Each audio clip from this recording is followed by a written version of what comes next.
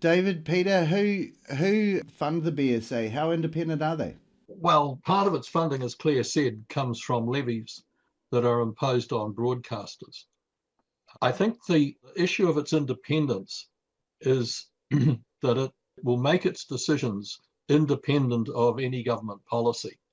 So it isn't as though Minister Goldsmith can tell them how to decide a particular case. And I think that's where the independence is. It's always difficult when it comes to funding organisations from the public purse, because this question of independence always arises.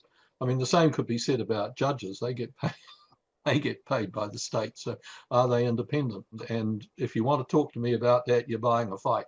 But yeah, it is independent in terms of its decision-making capacity. And that's how it puts it. But the only problem in this case is that what they have done is that in 2019, they released a paper calling for points of view from broadcasters about whether or not they should be covering the internet. That was in 2019, coincidentally just after the Christchurch massacre, just after the Christchurch call had been instituted. So, you know, this is more than just a coincidence that they should decide that they're going to extend the tentacles in this way.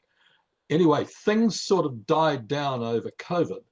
And it wasn't until the Safer Online Services thing ultimately died in 2024 that this whole thing started to resurrect, because in its preliminary interlocutory decision, which is curious in its own way, the Broadcasting Standards Authority has pretty much echoed exactly what it said in 2019.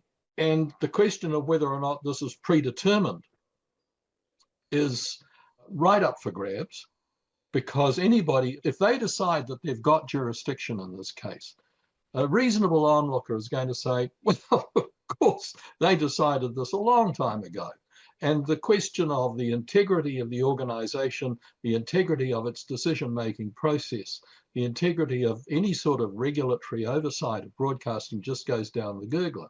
So, yeah, you look at that and you wonder whether or not they are, in fact, as independent as they should be.